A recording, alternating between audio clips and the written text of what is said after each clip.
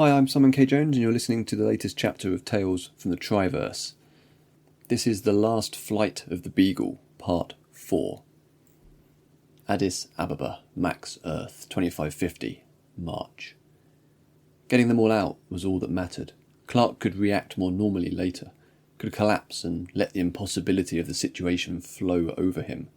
He could have a nervous breakdown, his heart could give out, he didn't give a shit, but it'd have to wait. The girls were all out. Kaminsky was up on his feet, though was struggling to walk unaided. Not a surprise given how off-balance Clark was feeling.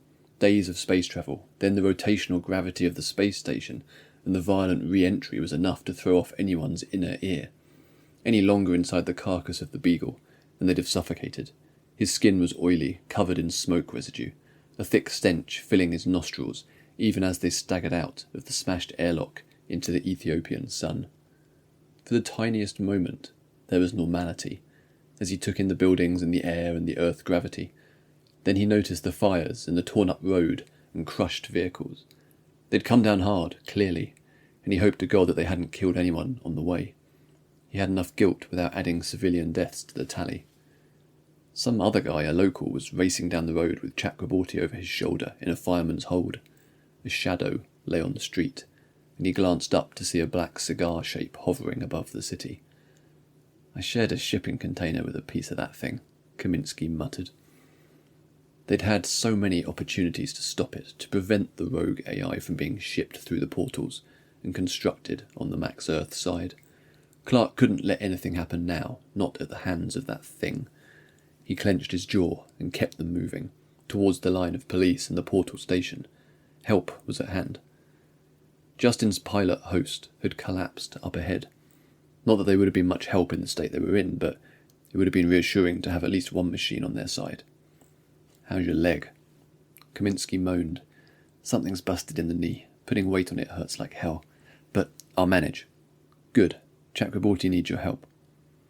He nodded in the direction of the man who had come to help, and who was already carrying Chakraborty towards the wide steps into the station. "Looks like you've got some competition." "Looks like he's earning it."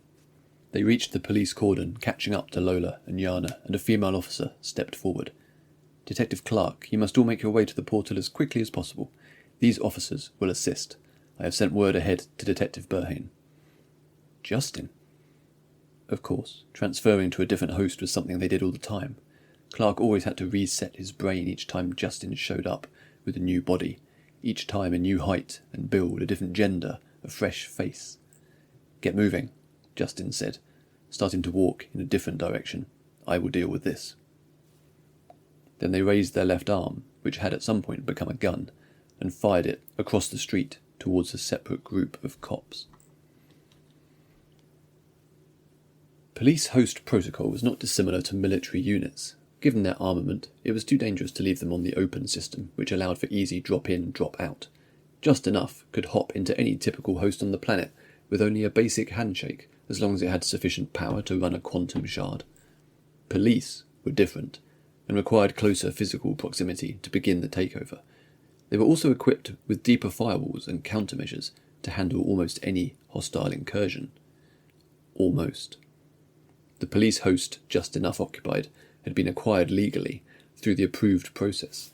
It was considerably more powerful in terms of compute, physicality, and weaponry than the Beagle's pilot, though just enough was already running a third-generation shard, jumping from the Beagle's sophisticated internal processor to the pilot, and now to the officer, had significantly reduced their mental capacity. Just enough's megaship was still too far distant to deliver a fresh link in time. Probably better, hovering above the street, was less concerned about following the correct procedures. They were hacking into the police units, simultaneously attempting to overload and take control without the handshake permissions. It wouldn't be possible for a terrorist, criminal, or typical human hacker, but the countermeasures had not been designed to resist a quantum AI. The designers were clever, though, and had implemented a failsafe of sorts.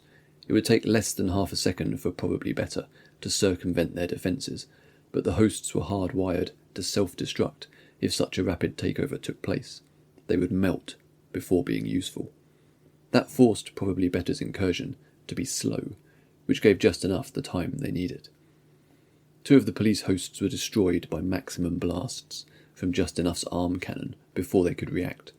The third turned to slag, presumably due to probably better attempting a rapid takeover, despite knowing better. That left two, and the arm cannon was still recharging. A lower-powered shot would have little effect against an armoured police host. The nearest officer, having observed what was happening, turned towards the other and entered into a grapple, which gave just enough time to close the distance.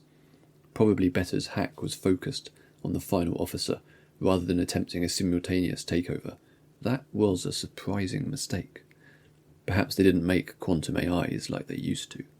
With the friendly officer still grappling the hacked host, just enough was able to move around for a clean shot. The compromised host collapsed to the floor. "Apologies," just enough transmitted to the assisting host. "It is understandable," they replied. Then its obliterated body fell to the ground, just enough's weapon still smoking. Just enough looked up at the hovering megaship. Strange that it had not simply buried the portal station or levelled the city district. That's what Just Enough would have done. For all its power and bluster, probably Better was an amateur. Just Enough had been doing this for centuries. The humans had already entered the portal station. There would be more trouble inside. Alarms sounded through the station, staff and travellers running for the exits. Kaminsky, supported by Clark, moved against the tide, heading towards the concourse and the portal itself. His knee flared with each step, kneecap grinding against the joint. He wondered whether the Beagle's cocktail of stimulant drugs was suppressing the pain, and how it would really feel once they'd worn off. Getting to that point would be a luxury, and he'd welcome the pain. The others were moving cautiously, surrounded in a protective circle by the human police officers, weapons drawn. Lola smiled at them as they caught up, though her face was a picture of worry. "Everyone here?" Clark asked. Kaminsky hobbled forwards. "How's Nisha?" The man holding her over his shoulder turned. He was young, physically fit, in that perfect Max Earth way. "Hi," he said, holding out his free hand. "I'm Jura. I have no idea what's happening." "Appreciate the help, Jura," Clark said, as Kaminsky shook his hand. One of the officers lifted their head, face visible through their helmet's faceplate. "We need to keep moving. I'm Sergeant Tasifa. Follow my lead." They advanced as a unit, Kaminsky and the others in the centre of the circle of police. It was a welcome change from being wanted by the authorities for years. Reaching the security checkpoint, the lead officer passed through the scanner and signalled for the others to follow. A member of station security watched from the side as they each moved through the gate. When it was Lola's turn, in front of Kaminsky and Clark, the security staffer began to move, advancing on her position. "Halt!" one of the officers ordered, raising their weapon. The security staffer ignored them and reached out towards Lola until they were stopped by a shot to the head. Yana shrieked and Kaminsky felt his gut tighten.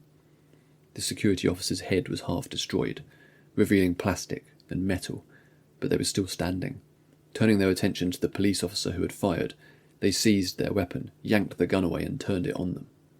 Sergeant Tasifa fired repeatedly, advancing, knocking the host robot backwards until it was a mangled mess of broken technology strewn across the floor.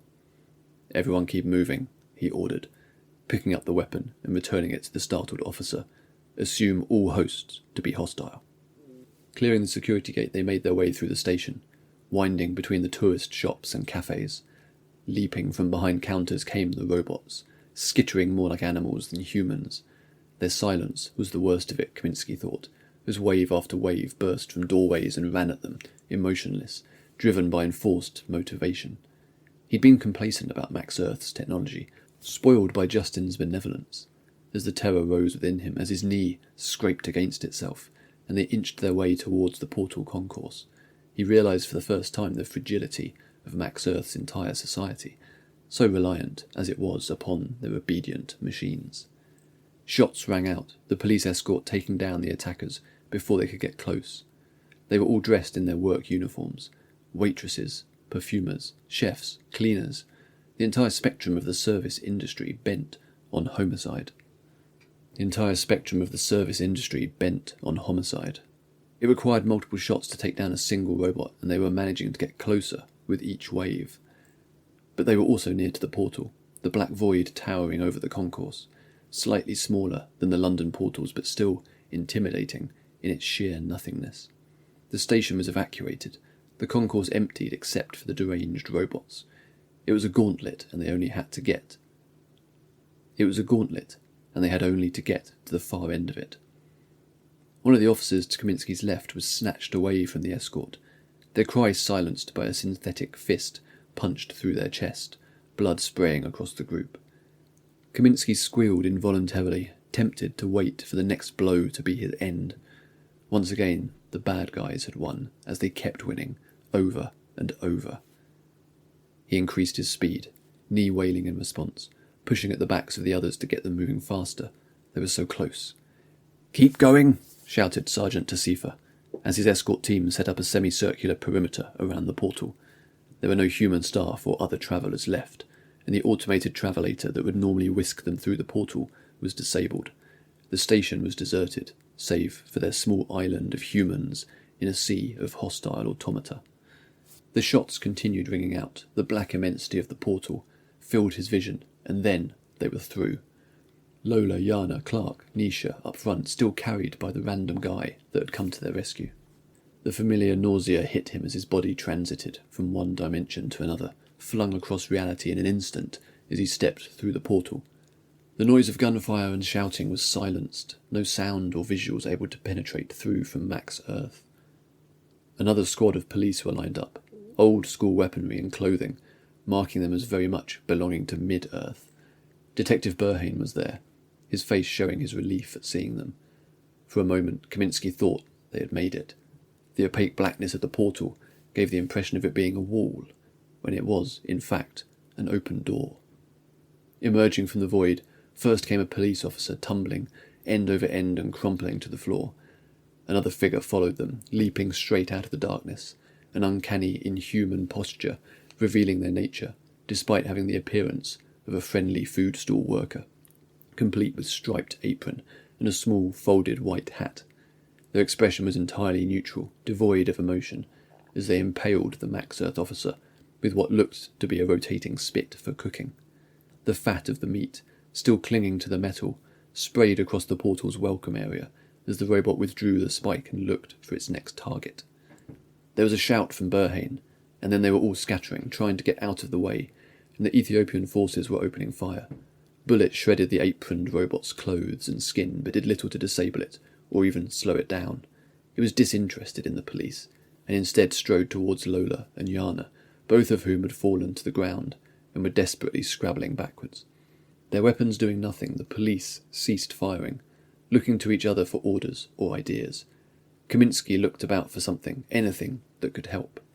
Clark got there first. He came out swinging, holding the end of a metal pole that still had a guide rope attached to it for wrangling queues of people. The terminal was emptied, save for them. The pole came down hard on the robot's neck, staggering it. Clark lifted it again and smashed it down, something audibly snapping in the robot's shoulder. The pole was dented, and Clark lifted it for another big swing. Instead, the robot pivoted and thrust the cooking spike through Clark, blood spattering onto Kaminsky's face. In his peripheral vision, he saw movement. There was something else coming through the portal. More robots intent on killing them all. Kaminsky didn't know why it was happening, or how a stolen journal could possibly justify the intensity of the response. The new arrival was a Max Earth police officer, a robot, but familiar. Justin bounded forwards, seized the cooking spike in one hand and used the other to forcibly push the robot away. Glancing at Clark, then down at the spike, Justin took Clark's hands and moved them onto it. "Hold this in place, please." The police host inhabited by Justin was clearly more capable than that of the food stall server. Justin pounced onto it, pinning it to the floor with the weight of their body, then took hold of the robot's head and ripped it away. For good measure, they tore open the robot's chest and pulled out the power core, crushing it in their fist. "You must keep moving," Justin said, standing and turning to face them. "Thank you for giving me time, Detective Burhane. There will be more coming. A host body cannot maintain battery integrity for long on mid-Earth. At maximum capacity, most of the service hosts from the vicinity of the portal station will degrade after transiting through the portal, after a matter of hours, a day or two at most." They looked to Kaminsky and the others and attempted a reassuring smile. "You must keep moving. You will not be safe until you have at least a day's travel between you and this portal. Lola was back on her feet. We can go to the Atlantic portal station. I have people waiting there. That will suffice. Justin turned back to Clark, who had become pale. Detective Clark, you are fortunate to have suffered a minor wound, despite the injury passing through your body. Hold still, please. Justin took hold of the spike, and withdrew it in a single, short, sharp motion. Clark gasped, and Justin took hold of him, supporting his weight. My estimation is that your significant organs were not harmed. You are at risk of infection, however. Retrieving something from the utility belt, Justin lifted Clark's shirt and sprayed a substance onto the wound on his chest and back. This will stop the bleeding, but you will need proper medical attention at your earliest convenience. What about you? Kaminsky asked, his knee still hurting but inconsequential in the grand scheme of things. We could use your help. I will be helping, Detective Kaminsky. I will remain here and hold the line. Burhane waved a hand. Follow me, please. I've made some calls. Remember our mutual friend Gankran, aide to the Koth ambassador. Former ambassador, I should say. They will get you out of the country and away from the portal. They began hurrying away from the Black Void, escorted by Burhane's squad. Kaminsky's last view of Justin was as a lone female police officer standing guard, facing the portal. He looked to Clark, who was hobbling along, wincing with each step. Kaminsky touched him lightly on the shoulder. Hey, he said. We're getting too old for this shit. Clark laughed, which made him wince even more. The young man from the other side of the portal, Girard, had transferred Nisha to a stretcher now carried by two of Burhane's officers. Kaminsky walked by her side, looking down at her. She seemed peaceful, blissfully unaware of all that had occurred since they'd crash-landed. How is she? He asked anxiously of the officers. Steady pulse, breathing fine. She should wake up of her own accord, one said. Make sure she gets treatment once you're aboard. Aboard? There's an airship waiting on the roof. Girard was keeping pace with them. Thanks for helping us, Kaminsky said. Not a problem, Girard said. I was supposed to be starting a new job this morning. Sorry about that. All good, man, all good. Girard wasn't even out of breath. You know what I'd really like to know? What's that? Who all of you are. Why all those bots tried to kill us all. Who that police officer was. Why your ship crashed in the city and what that other ship was. Where you're going. How you got into this mess. The corners of Kaminsky's mouth curled up in a smirk. Everything, then? Yeah, that'd be a good start. Thanks for listening. You can leave comments and find lots more over on the website at simonkjones.substack.com.